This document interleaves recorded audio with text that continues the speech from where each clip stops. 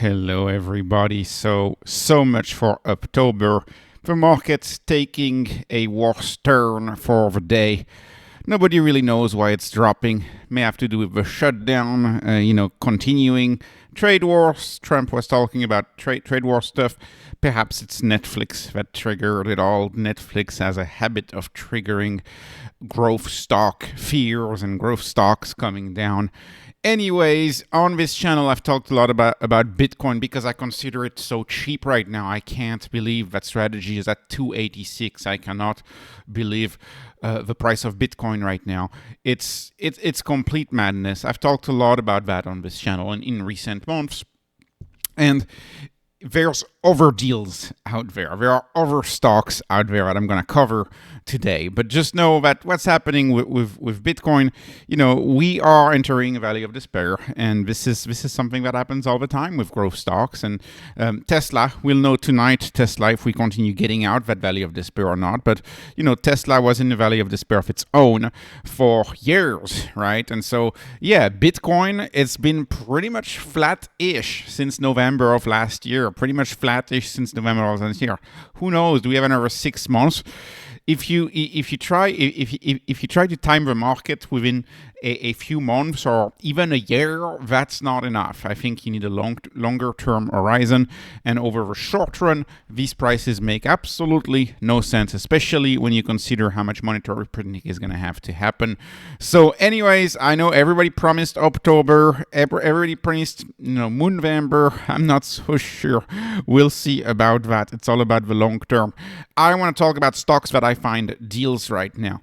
The first stock that I find a good deal right now is Nebius. Nebius lost all of its mojo, all of the great hype that Nebius had. Nebius lost in 7 trading days. It's down minus 30%. It's as though the market entirely forgot the deal that they signed with Microsoft. They signed a $19.4 billion deal with Microsoft, and they expect to recognize a lot of that revenue by Q4 of this year, all of it within the next 12 months, not all of it divided over 5 years, but they expect to be at a run rate for the revenue within the next 12 months. So that means that the revenue of Nebius is going to move from 249 to 3.8, right? We're going to have 3.8 billion in revenue each year, roughly, on Nebius. So this means that with this crazy contract we signed with Microsoft, you now have a company that is going to grow next 12 months at 1,600%, roughly.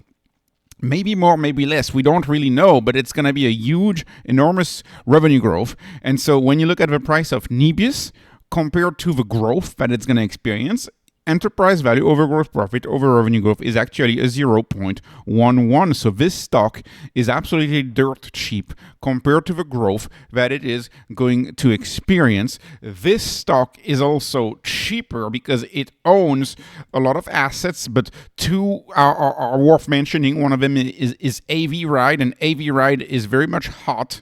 I was reading articles saying that AV Ride may be worth up to 50 billion. AV Ride used to be Yandex's Waymo. It used to be the Waymo of Yandex. We have to realize that Nebius is the spin-off. It is the European leftover of Yandex. When the Ukraine-Russia conflict started, the CEO of Yandex, spun off and left Russia and brought a lot of assets. And so, of course, we have AV Ride, which is a Waymo competitor and a Waymo contender. And, we have that coming on. We have a lot of VC investments. Another one is their 28% in ClickHouse. They own 28% of ClickHouse. That could be a business that is worth more than $10 billion. And keep in mind, we're talking about a company whose value is $23 billion, right? So that's something that we have to remove. So 50 billion maybe, 10 billion-ish plus maybe. And then we have to ask ourselves, what's the value of these hyperscaler? Are there going to be more contracts for for hyperscalers. They have data centers that could please a lot of hyperscalers. The management team is used to building this cloud infrastructure.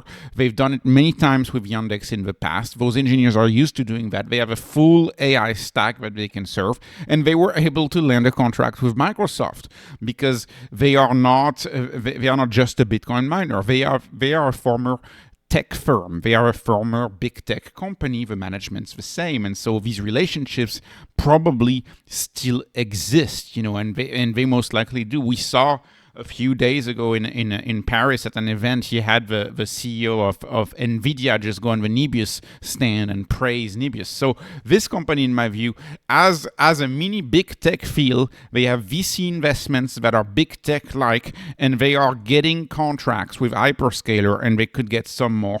And they have enormous revenue growth at 1,600% coming up, and they are dirt cheap. So this company has a lot for me to love, and I like it very much. And this is a company that I'm actively looking at right now. The stocks that I talk a lot about on this channel, okay, I talked about it not too long ago, so I'll go really quickly. But HIMS at $46 after it broke 60, was it 4 days ago? HIMS went to $63 4 days ago on all of the catalysts. The two catalysts we were hoping for Q3, the launch of HRT, i.e. testosterone, and the launch of menopause. These two catalysts happened. They launched it. They launched the product. They're executing on the promise. The stock went up, and now it's down 25% from its high. It's entirely ridiculous. This is the crazy volatility that continues. I cannot understand why HIMS is down so much. As a reminder, HIMS is much more than just a digital pharmacy. It's a network of doctors. They have 1,500 providers that are networked and that can match with potential customers. It's a pharmacy that uses automated warehouse that makes custom drugs, custom compounded pharmacy, custom pills. It's a branding machine, it's a marketing machine, and it's able to move very fast because it does not accept insurance. I consider the fact that HIMS does not accept insurance to be the competitive advantage of HIMS. Because of that, they can be much cheaper, they can be fully digitalized, they can be cheaper than copays, they're faster than TradHealth. They're arguably better because they're customized. They're a 0 to 1 company. This is a company, in my view, that's going to get much bigger. And what do you see as far as the trading goes? 0.14. It is a very cheap company.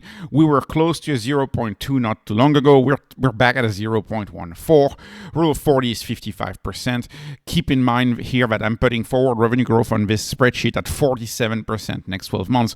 That actually could be a little pessimistic depending on how testosterone and menopause would do.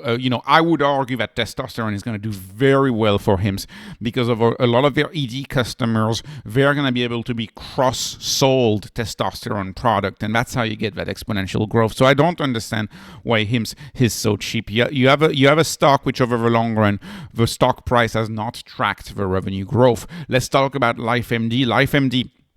This stock was at $15 not long ago. How long ago was it at $15? Was it 4 months ago or five months ago, something like that? Again, LifeMD is a mini HIMS. I call it a mini HIMS. The market doesn't understand it because they have work simply that they need to sell. So it's a little blurry story, but it's a much cheaper version of HIMS. It's actually 3 times as cheap as HIMS, and it pretty much competes with HIMS. It has REAX, which is a HIMS copycat. That minor difference with HIMS is they try to use insurance for medication. They try to use insurance to cover medication. CEOs talked about how it took them a long time to build a stack on the back end to try to accept insurance. So we're kind of trying to work with insurance. They have probably some sort of a sunk cost fallacy because they spent all of that time trying to develop something for reimbursement, and now they want to be using it. But still, I think LifeMD has a very interesting offering. Much of it overlaps with HIMS. Some of it is slightly differentiated. For example, monthly doctor access for $19 a month, you get access to a virtual doctor. And so that's very interesting. They just launched their own pharmacy, and they have a partnership with LabCorp for local labs. And so this company growing very fast. If you were actually to remove WorkSimpli, which doesn't grow, 30% of your business grows doesn't grow. I mean, it's essentially flat for 30% of our business. But if you look at under the hood, if you just look at the telehealth part of the business, it's growing at 30 to 40%. So it's growing almost as fast as HIMS, but it's twice as three times as cheap. So how much are you paying for that growth? For each percentage point of growth, you're paying 3 times less than what you're paying for HIMS, which is why I like LifeMD. And the last stock, which I would like to know how this stock trades. This makes absolutely no sense to me. So I started covering this stock in the 420s. Now it's 389. So you could say, oh, it's not that big of a drop. And no, it's not that big of a drop. But the environment has gotten much better for REAX. I mean, we saw that, for example, refinance for loans is up 70% year over year. The 10-year keeps hitting new 52-week lows. Today we had another 52-week low on the 10-year. Mortgage rates are stuck to the 10 years, right? They closely track the 10-year. You have now 99% probability of a rate cut. So rate cut coming, another one. 10-year. The 10-year is at a 52-week low. So mortgages are dropping. So you should get a revival in real estate perhaps in 26 or 27. This is a business I want to position myself in before 26 or 27. What does REAX do? I did a full analysis on this channel. Don't hesitate to go look at it. What they do is they're simply a digital broker. They're an app that replaces the local mom and pop broker, with brick and mortar building and the secretary locally and, with the interns and all of that expensive operation of a realtor franchisee, a broker franchisee. They're putting Century 21 models, for example, the franchisee, they're putting that model upside down by offering an app to independent agents, independent realtors that can do it all. And how do they attract these realtors? How do they hire these realtors away from their traditional broker? By giving them very high incentive, by letting them keep much more of their commission during a very much awful real estate market. REAX grew revenue year over year by 50%, despite a very awful real estate market. REAX is open door. We have the hype. It is open door under the radar right now, and so I like REAX much more. I used to love open door as well back in the day, but I moved away from that stock. Now my bet on real estate, and real estate will rebound in my view. My bet on real estate is REAX because I get a high growth, cheap stock with REAX. So the deals are everywhere. The deals are just about everywhere right now.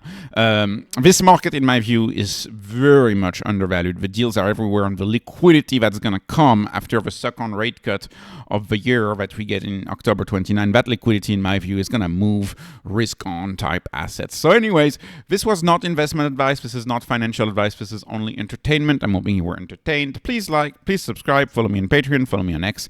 Thank you for watching, and have a wonderful, wonderful day.